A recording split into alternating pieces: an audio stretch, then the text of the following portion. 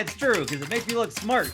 It's time for More Money with Matt Moore and Jay Money. Always good to see you both. And today we're going to play Bet or Pass, NBA Playoff Edition. And first up, we'll start with this.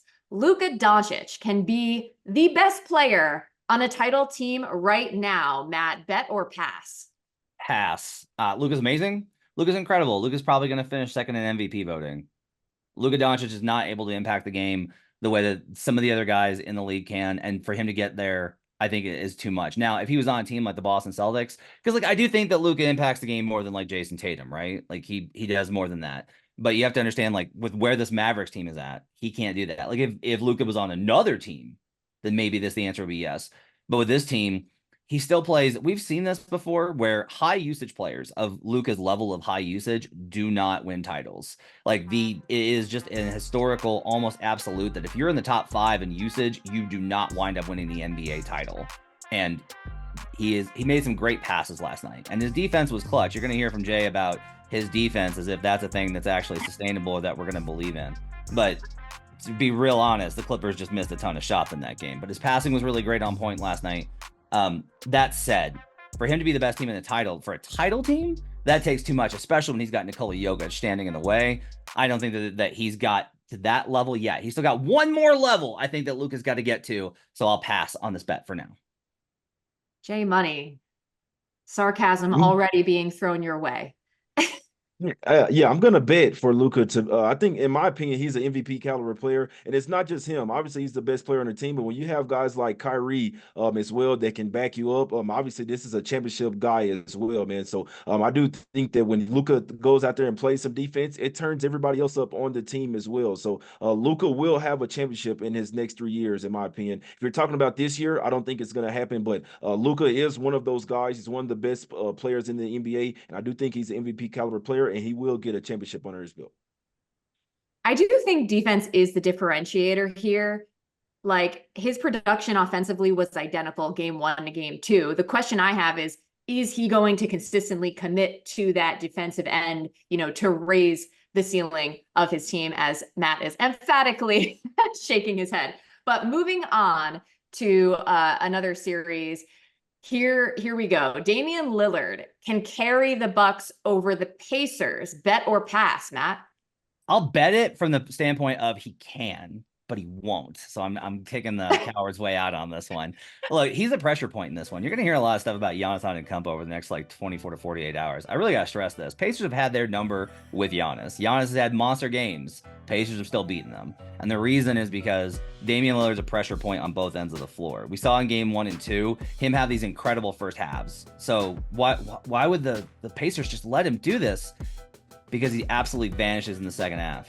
Dame is too old now to be able to do this for 4 quarters. That's the difference here. The Pacers have a very smart tactic here. Let Dame get loose, keep everybody locked down. They're not in rhythm. And then the second half, Dame gets tired, which impacts him more. And they're attacking him in pick and roll coverage, which is such a weakness for him. They do not have the defense that they've had in previous years to make up for that. And Dame is too much of a pressure point. So the answer is yes, look, if Dame can just Dame time for 40 minutes, like he used to be able to, then yeah, the rest of the team is good enough for them to get out of this series.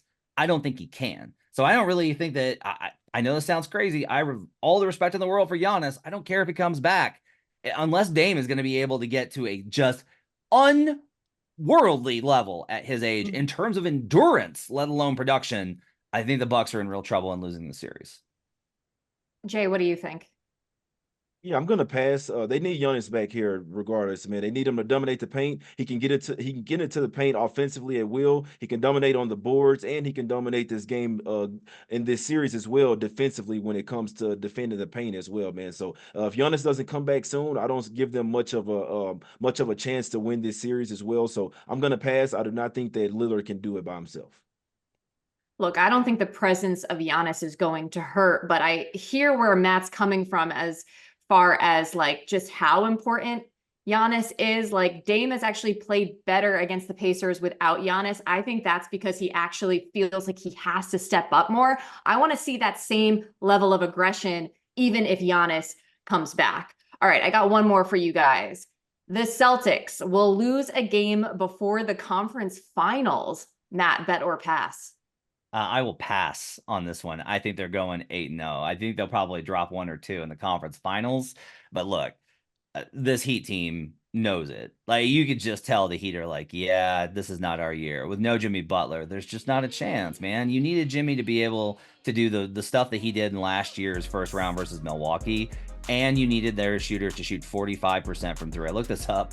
They have tied the 2017 Cavs and Warriors last year for the most games in which they shot 40% or better from three and made 10 or more threes.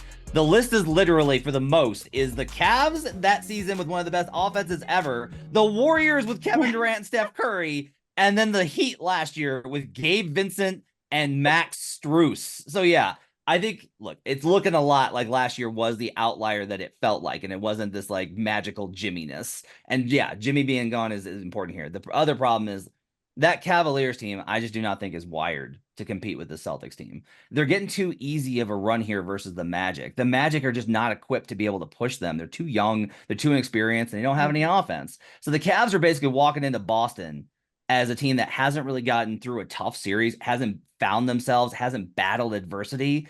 And then they're going to run up against Boston, and Boston's going to make quick work of them too. I think they're 8-0 going into the conference finals. And the question then is going to be, how many are they going to lose the rest of the way? Jay, what say you? Yeah, I'm gonna bet. Like the Celtics shoot a ton of threes. When their threes aren't falling, that's when they can be susceptible to some losses as well. I do think the Cavs will give them a lot more run for their money than the Heat will. They have some guys down low that can defend the paint, and they can match the threes with them as well, with Darius Garland, Donovan Mitchell, and Max Strus as well. So we know the Celtics, they like to play with their food. It's like they get bored sometimes. They'll just have some of these games where they really just don't come to play. So I'd be very surprised if the Celtics went back-to-back series with absolute sweeps. They'll drop at least one game. Yeah, that has definitely been a calling card for Boston as far as just like messing around, and not even just against weaker opponents, just in any random game. I think they're better equipped with the roster this year to sort of avoid that. I was questioning, like, is this team really as good as those like 2017 Cavs and Warriors teams? But Matt, I appreciate you coming with a little research on that and saying that they are potentially comparable. So I'm a little undecided on that. However, Matt, you do feel the Celtics are going to roll tonight. Yeah, I'm going to lay the points here with the 14.5. I know it's a lot of points. I get it. But look, one seeds at home, favored by double digits, are 56% against the spread since 2003. It's even better since 2014. This Celtics team, I think the big key here actually is the history between these squads. This isn't just some random team with their best star player out. This isn't like the Cavaliers without Donovan Mitchell. So that letdown factor that we've talked about, I don't think it's applicable here.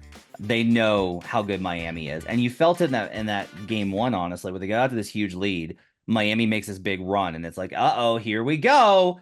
And then the Celtics just answered. And in the fourth quarter, uh-oh, here we go. And then the Celtics covered. And because the Heat are just not good enough. So I think the Celtics may have a letdown at some point in this game, but I don't think it's going to be enough to get them under the number. So I'll go ahead and I'll lay the 14.5 with Boston. They're going to crush again tonight.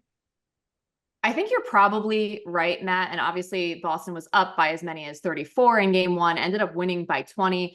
But to Jay's point, they were also very hot from three. And I think Jay and I are aligned as far as like, just don't love the big spread. So I think I'm going to be happy to watch and see if your bet hits this time. But Matt Moore, Jay Money, thanks so much for joining Green Dot Daily.